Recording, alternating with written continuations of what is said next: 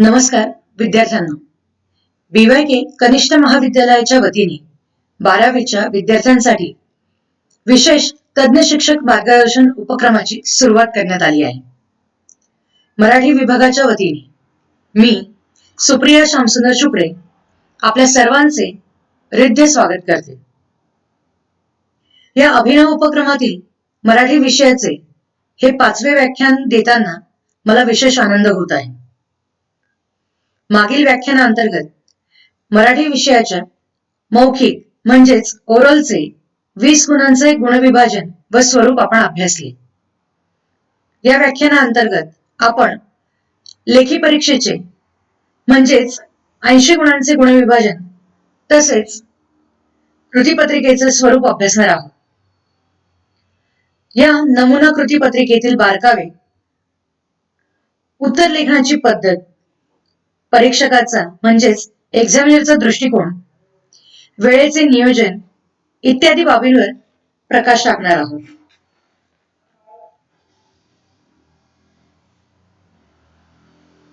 तत्पूर्वी आपण पुन्हा एकदा घटकनिहाय गुणविभागणी बघणार आहोत. वरील तक्त्यात घटकनिहाय गुणविभाजन दर्शवण्यात आले आहे. यात एकूण 80 गुणांचे क्रमशः विभाजन थोडक्यात असे आहे. गद्य विभागासाठी 20 गुण निर्धारित करण्यात आले आहे. पद्य विभागासाठी 16 गुण देण्यात आले आहे.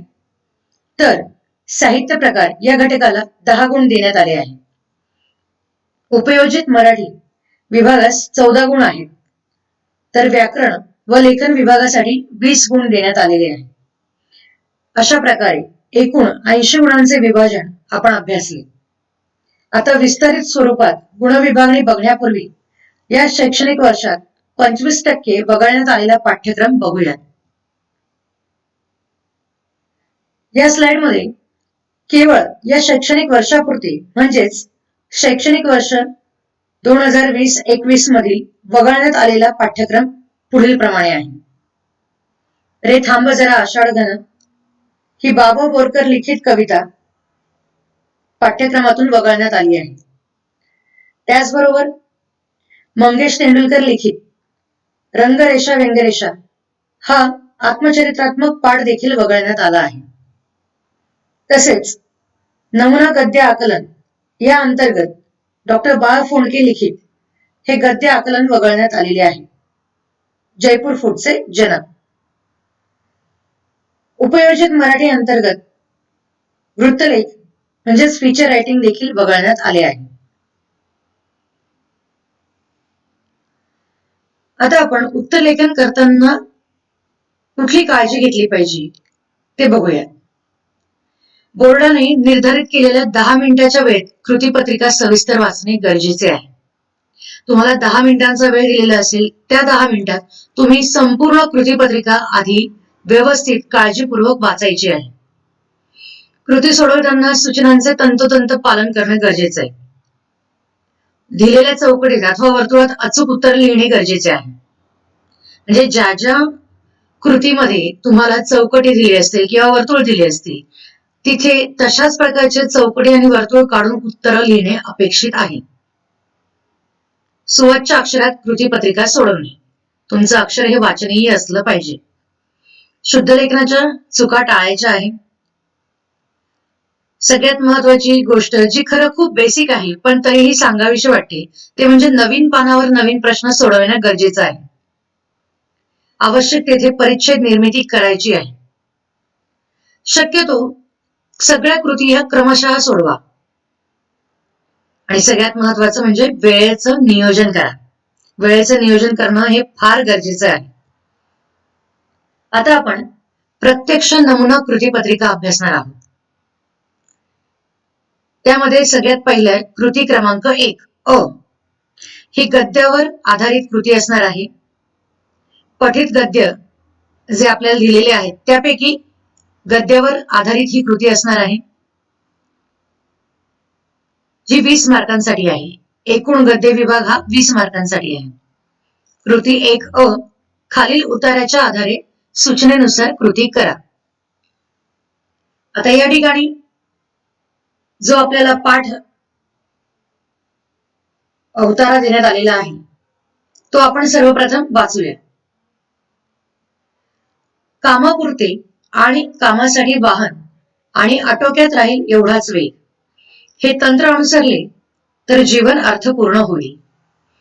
आपले जीवन अधिक प्रमाणात आपल्या वाटेला यावे, ते कृतार्थतेने जगता अनुभवता यावे, त्यासाठी उसंत लाभावी म्हणून वाहनांचा वापर करायला हवा.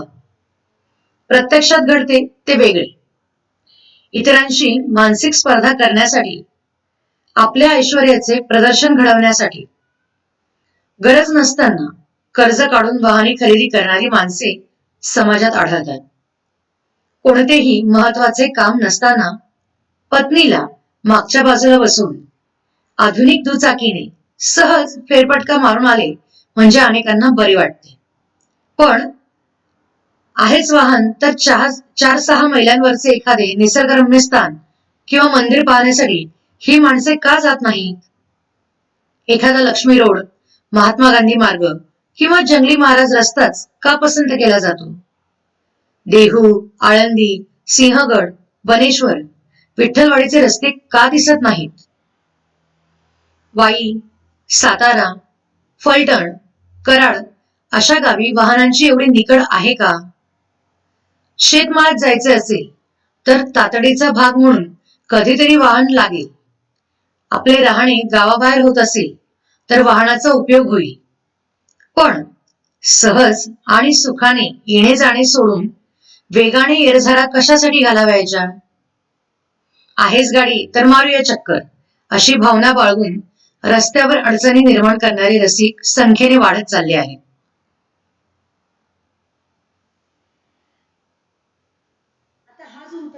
हा प्राचार्य शिवाजीराव भोसले लिखित वेगवस्ता या सदर लेखनातील आहे.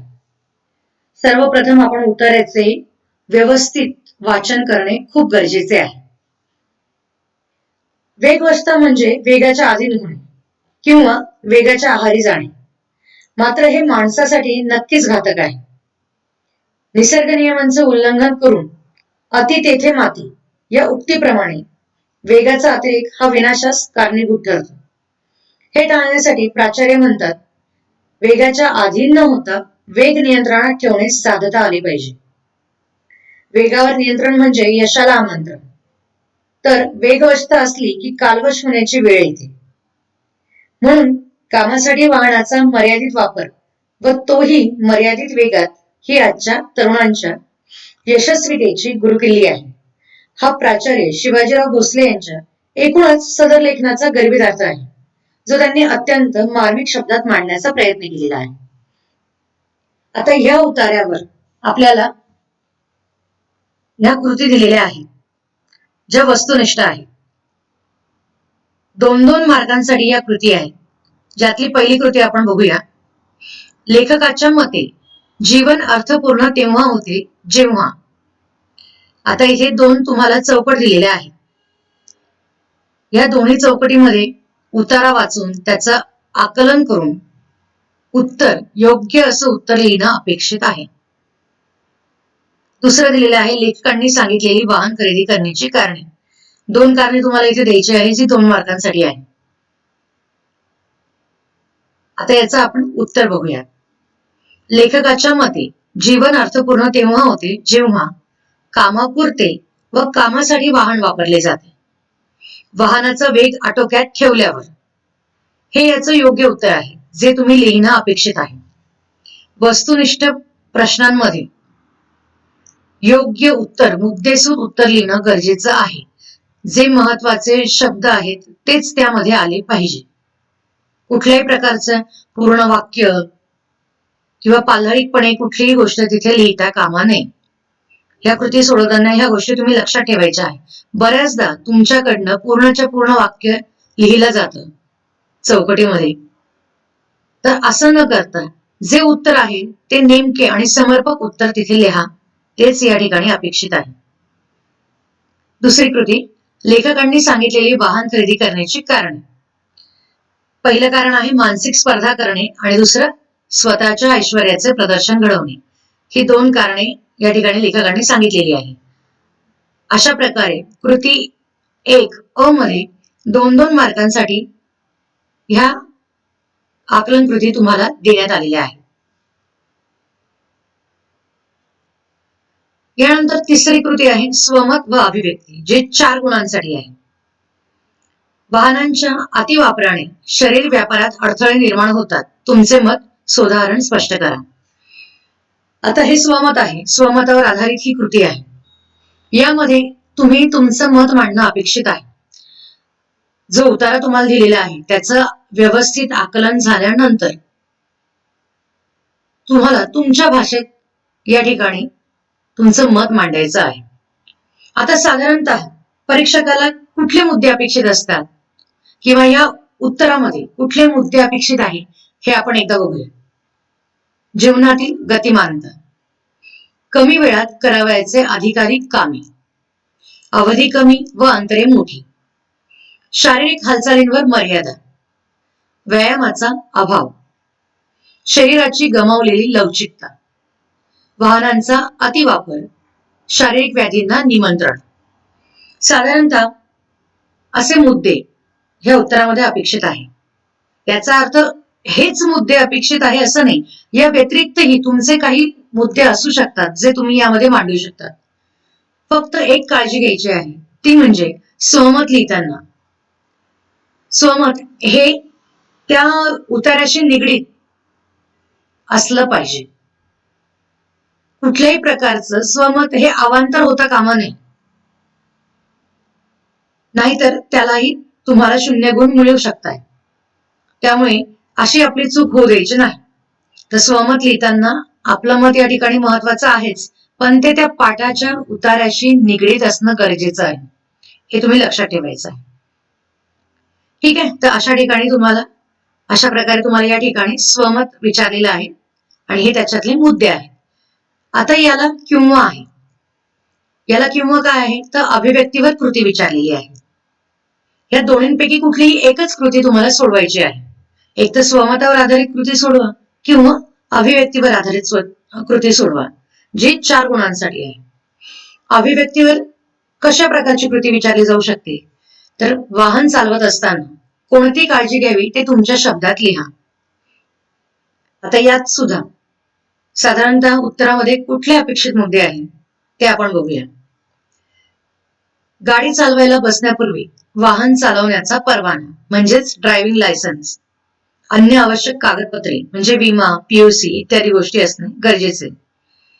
टायरमधील हवा आणि गाडीतील इंधन पुरेपूर असल्याची खात्री करून घेणे. वाहतुकीच्या सामान्य नियमांची व आणीबाणीच्या प्रसंगांची कल्पना असणे.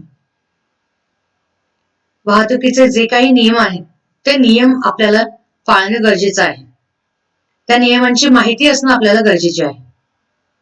प्रत्यक्ष गाडी चालवताना घ्यावयाची काळजी. एकाग्र चित्ताने गाडी चालवणे. गाडीच्या वेगावर नियंत्रण ठेवणे. गाडी चालवताना पाळावयाचे नियम. गाडी चालकाने धूम्रपान, मद्यपान करूच नये. या सगळ्या गोष्टी ज्या आहेत की वाहन चालवताना ही आपण काळजी घेतली पाहिजे. हे सगळे मुद्दे तुमच्या उत्तरात येणे अपेक्षित आहे. या व्यतिरिक्तही काही मुद्दे असू शकतात जे तुम्हाला सुचतील किंवा तुम्हाला ते माहित आहे, ते तुम्ही इथे मांडले तरी चालणार आहे. परंतु तुमच्या शब्दात तुम्ही व्यवस्थित मुद्देसूद उत्तर लिहिणं अपेक्षित आहे. 4 मार्कांसाठी किंवा 4 गुणांसाठी म्हणून आपण ही कृती दिलेली आहे. तर मुद्देसूद लिहिणं खूप गरजेचे आहे. पालढाळीपणा नकोय उत्तरामध्ये, किंवा उतारात जे दिलेला आहे परिच्छेद तो जसला तसा उतरवून काढणं हे सुद्धा करू नका. हे अतिशय चुकीचं आहे की जसला तसा उतारा तुम्ही लिहून काढला म्हणजे तुम्हाला मार्क मिळतील. नाही, इथे स्पष्टपणे म्हटलंय की तुमच्या शब्दात तुम्ही उत्तर लिहायचंय. त्यामुळे खऱ्या अर्थी तुमच्या शब्दात उत्तर लिहिणं इथे अपेक्षित आहे. आता यानंतर दुसरं आहे ते म्हणजे कृती क्रमांक 1 मधील आ. यामध्ये तुम्हाला पठित उताराच दिलेला आहे. एक दुसरा पाठावरचा उतारा तुम्हाला या ठिकाणी दिलेला आहे आणि त्यावर तुम्हाला कृती विचारल्या गेलेल्या आहेत. खालील उताराच्या आधारे सूचनेनुसार कृती करा. 8 गुणांसाठी हा ही जी कृती आहे ही 8 गुणांसाठी आहे. प्रथम आपण उत्तराचं वाचन करूया. पुन्हा सांगते, कुठलीही कृती सोडवण्यापूर्वी तो उतारा व्यवस्थित संपूर्ण एकाग्रतेने वाचा, म्हणजे त्याचं तुम्हाला आकलन होईल. प्रथम वाचनात नाही आकलन झालं, पुन्हा वाचा, म्हणजे तुम्हाला त्यामध्ये लेखकाने काय म्हटले आहे हे समजेल आणि कृती सोडवणं सोपे जाईल. उतारा बघूया. आपलं खरंखुरं मन हेच असतं, जे सुखदुःखांच्या पलीकडे कुठेतरी दूर दूर गेलेलं असतं. आपलंच नव्हे तर या दुधाळ सायलीचं देखील, तांबडसर बोगनवेलीचं देखील, केशरी गुलमोहराचं देखील, जांभूळसर जॅकरांडाचं देखील, किरमिजी निळसर पिवळसर इवलाल्या इंद्रधनुष्यी फुलांच्या घाणेरीचं देखील, पांढरा शुभ्र ही रक्तचंदनी चाफ्याचं देखील. या साऱ्यांमध्ये मी माझ्यामध्ये असं कोणतं बरं नातं आहे? कोणते रेशीमबंध आहेत? कोणती जवळीक आहे? केव्हा पाठ होते केव्हा मी या साऱ्यांना भेटतो, अशी असोशी मनाला का बरं लागून राहते? हे रेशीमबंध कुठेतरी आदिमत्वाकडे तर मनाला ओढून नेत नाहीत. मानवाला निसर्गाची जी ओढ युगानुयुगांपासून लागून राहिली आहे, ती या आदिम रुजू स्नेहबंधामुळे तर नाही. मी डायनिंग टेबल जवळ येतो तेव्हा भान येतं की आपण उघडलेल्या खिडकीतल्या काळोखात सायलीचा, मोगऱ्याचा नि चाफ्याचा सुगंध शोधत होतो. जॅकरांडाची निळाई जांभळाई शोधत होतो. बोगनवेलीची लाली शोधत होतो नि केशरी गुलमोहराई शोधत होतो. काळ्या अंधारात हे सारेच विसावले होते, सुखावले होते, आणि माझं वेडं मन मात्र त्यांना केव्हा जाग येते याची आस लावून बसलं होतं. असं मला या वृक्षवेलींच्या बाबतीतच वाटत नाही, तर माझ्या लहानग्या नातीबद्दलही वाटतं. तिचं नाव अलविशा. माझ्या मुलीची, अल्मसची ती लहान मुलगी. तिचं नाव जसं जगावेगळं आहे तशीच तीही मुलखा वेगळी आहे. अजून वर्षभराची देखील झाली असेल नसेल. अल्मस आमच्याकडे राहायला आली की अलविशाही तिच्या बरोबर येते, पण दिवसभर असते ती माझ्याच अंगखांद्यावर, मला बिलगून बिलगून. ती रात्री आईजवळ गाढ झोपते तेव्हा शैशवातील नितळता किती मोहक असते ते जाणवतं. मी असं उत्तर रात्री डायनिंग टेबलवर लिहायला बसलो तरी तिची आठवण होते. आता या ठिकाणी आपल्याला जो उतारा दिलेला आहे, हा उतारा यू व पठाण लिखित रेशीमबंध या ललित गद्यातून घेण्यात आला आहे. या ललित गद्यात उत्तरात्र, पहाट, सकाळ या प्रहरांचे ललितरम्य शैलीत वर्णन केले आहे. वृक्ष, वेली, फुले, पाखरे यांच्यामध्ये वाटणाऱ्या आत्मिक ओढींमुळे त्यांचे आणि आपले युगायुगांचे नाते आहे असे लेखकाला वाटत राहते. या नात्यालाच लेखकाने रेशीमबंध असे सुंदर नाव दिले आहे. आता या उतार्यावर आपल्याला कृती दिलेल्या आहेत, त्या आता आपण बघूया. पहिली कृती, आपले खरेखुरे मन. पुढे चौकट दिलेली आहे उत्तरासाठी. रेशीमबंध मनाला याकडे ओढून नेतात. यासाठी 2 मार्क दिलेले आहेत. दुसरी आहे खिडकीतल्या काळोखात लेखक शोधत असलेला सुगंध. यालाही 2 मार्क दिलेले आहेत. एकूण 2 आणि 2 अशी 4 गुणांची ही कृती आहे. तर या कृतीमध्ये काय उत्तर अपेक्षित आहे? तर पहिलं जे आहे की आपले खरेखुरे मन, जे सुखदुःखांच्या पलीकडे कुठेतरी दूर दूर गेलेलं असतं. आणि दुसरं, रेशीमबंध मनाला याकडे ओढून नेतात, आदिमत्वाकडे. ही पहिली कृती आहे जी 2 मार्कांसाठी आहे.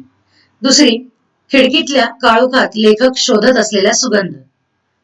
कुठल्या फुलांचा लेखक सुगंध शोधत होता? तर सायलीचा, मोगऱ्याचा, चाफ्याचा सुगंध. हे उत्तर या ठिकाणी अपेक्षित आहे. आता यानंतर या उत्तरावर आधारित स्वमत, जे 4 गुणांसाठी आहे. मानवाला निसर्गाची ओढ युगायुगांपासून लागून राहिली आहे. याविषयी तुमचे विचार लिहा. आता ह्या स्वमतामध्ये किंवा ह्या कृतीमध्ये काय उत्तर अपेक्षित आहे, तर त्याचे मुद्दे आपण बघूया.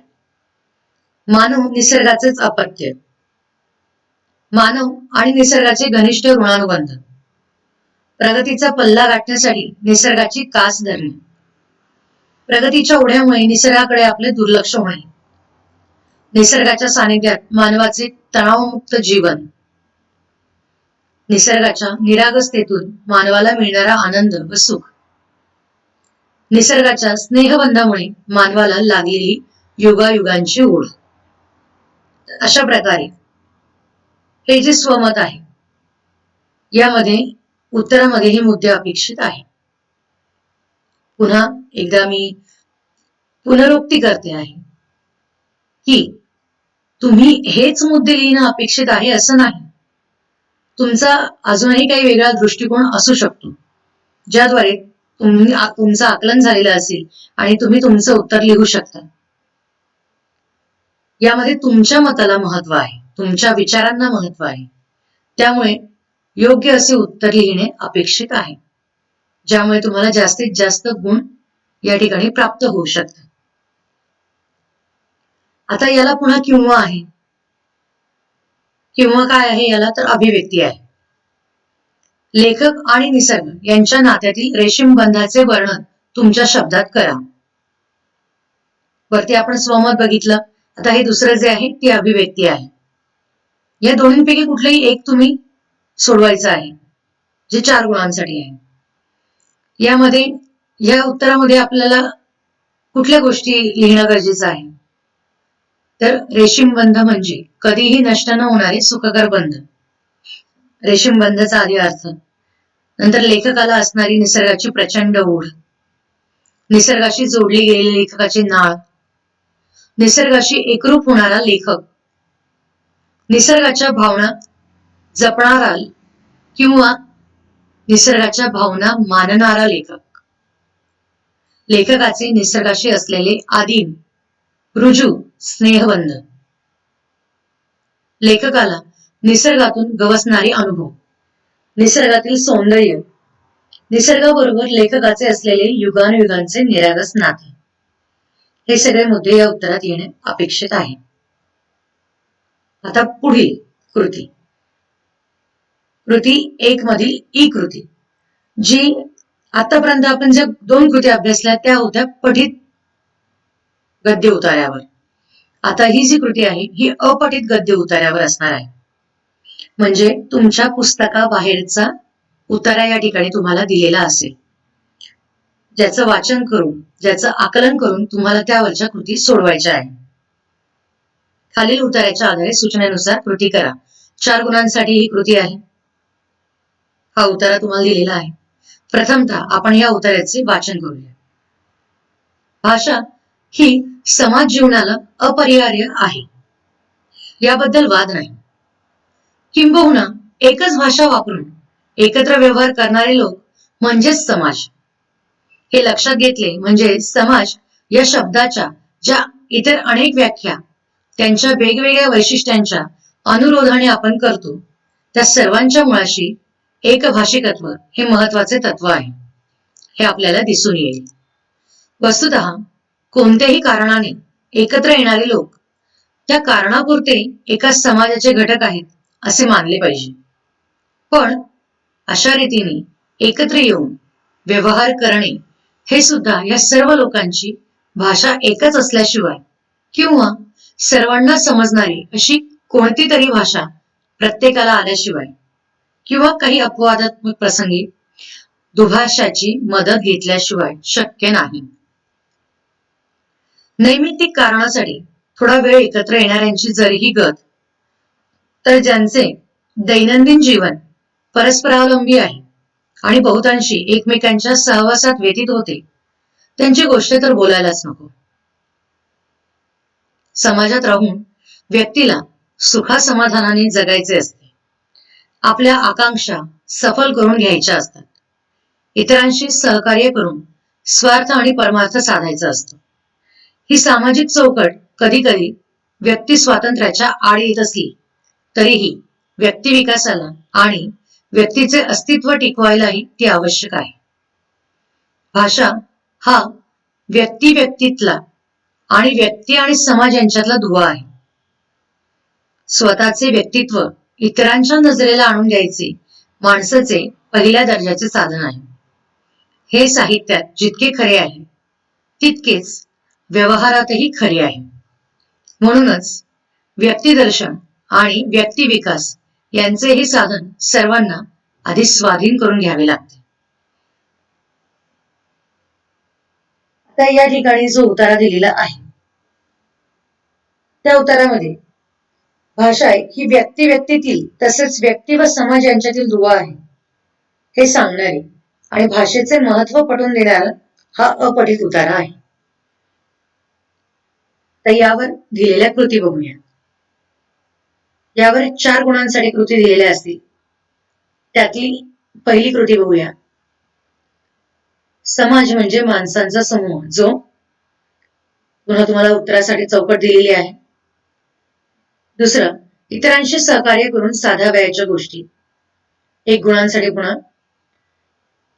पुढचा, सामाजिक चौकट पुढील गोष्टींसाठी आवश्यक असते हा 2 गुणांसाठी आहे. ही कृती 2 गुणांसाठी आहे. याचे आता आपण उत्तर बघूया.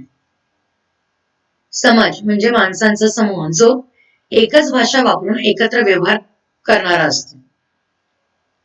इतरांशी सहकार्य करून साधावयाच्या गोष्टी म्हणजे काय तर स्वार्थ आणि परमार्थ. दुसरं, सामाजिक चौकट पुढील गोष्टींसाठी आवश्यक असते. कुठल्या गोष्टींसाठी तर व्यक्तीच्या विकासासाठी आणि व्यक्तीचे अस्तित्व टिकवण्यासाठी.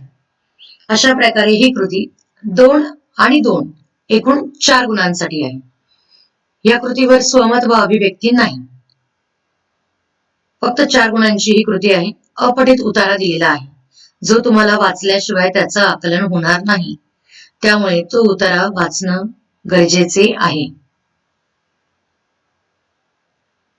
यानंतर आता विभाग 2 म्हणजे कृती 2 आता आपण बघणार आहोत. विभाग 2 जो पद्य घटकावर आधारित आहे जो 8 गुणांसाठी आहे. यामध्ये प्रथम आपल्याला जी कविता दिलेली आहे ती आपण या ठिकाणी बघूया. ही कविता म्हणजे भारुड आहे एकनाथांचं. विंचू चावला वृश्चिक चावला कामक्रोध विंचू चावला तमघाम अंगासी आला पंचप्राण व्याकुळ झाला त्याने माझा प्राण चालिला सर्वांगाचा दाह झाला. मनुष्य इंगळी अति दारुण मज नांगा मारिला तिने सर्वांगी वेदना जाण त्या इंगळीची. ह्या विंचवाला उतारा तमोगुण मागे सारा सत्वगुण लावा अंगारा विंचू इंगळी उतरे झरझरा. सत्व उतारा देऊन अवघा सारीला तमोगुण किंचित राहिली फुणफुण शांत केली जनार्दनी. आता पद्य विभागामध्ये जी पहिली कृती दिलेली आहे ते हे भारुड आपल्याला दिलेले आहे. या भारुडाच्या माध्यमातून संत एकनाथांनी समाजाला विकारांचा नाश करून सत्वगुणांचा अंगीकार करण्याची शिकवण दिली आहे. तीच बाब विद्यार्थ्यांना लागू पडते. म्हणजे आजच्या विद्यार्थ्यांमध्ये तामसी वृत्ती नियंत्रणात ठेवून सात्विक वृत्ती वाढीस लागणे ही काळाची गरज आहे विद्यार्थ्यांना. तरच समाजातील दुष्प्रवृत्तींना आळा बसेल. माणसांच्या प्रवृत्तीत सुधारणा व्हावी व अध्यात्म मार्गात त्याची प्रगती व्हावी हा उदात्त उद्देश या रचनेमधून दिसून येतो. आता या भारुडावर आधारित कृती बघूया आपण. खालील कवितेच्या आधारे सूचनेनुसार कृती करा. कुठली कविता तर आता जे आपण भारुड वाचलं ते. पहिली कृती आहे विंचू चावल्यानंतर झालेले परिणाम. 2 गुणांसाठी ही कृती आहे. आणि दुसरं विंचू चावल्यावर एकनाथ यांनी सांगितलेले उपाय जी 2 गुणांसाठीच आहे. कविता वाचल्यानंतर त्याचं तुम्हाला आकलन होईल आणि कवितेच्या द्वारे तुम्हाला या कृतींचे उत्तर इथे लिहिणं अपेक्षित आहे. उत्तर काय आहे? तो विंचू चावल्यानंतर झालेले परिणाम. अंगाला तमोगुणरूपी घाम येणे किंवा पंचप्राण व्याकुळ होणे. काय घडलेलं आहे विंचू चावल्यानंतर? तर ह्या गोष्टी घडलेल्या आहेत. हे तिथे लिहायचं आहे. विंचू चावल्यावर एकनाथ यांनी सांगितलेले उपाय. तमोगुण मागे सारणे, सत्वगुणाचा अंगारा लावणे. हे अशा पद्धतीच्या कृती ज्या आहेत ह्या तुम्हाला विचारल्या जाऊ शकतात. ह्या तुम्ही लक्षात घ्यायच्या आहे. हीच कविता येतील, हेच पद्य उतार येतील असं नाही. हे आपण नमुना कृती पत्रिका अभ्यासत आहोत. अशा प्रकारच्या कृती तुम्हाला परीक्षेला येऊ शकतात हे तुम्ही लक्षात ठेवायचं आहे. आणि त्याचं उत्तर कसं अपेक्षित आहे, म्हणजे आदर्श उत्तरपत्रिका कशी असली पाहिजे हे पण आपण त्याचबरोबर बघत आहोत.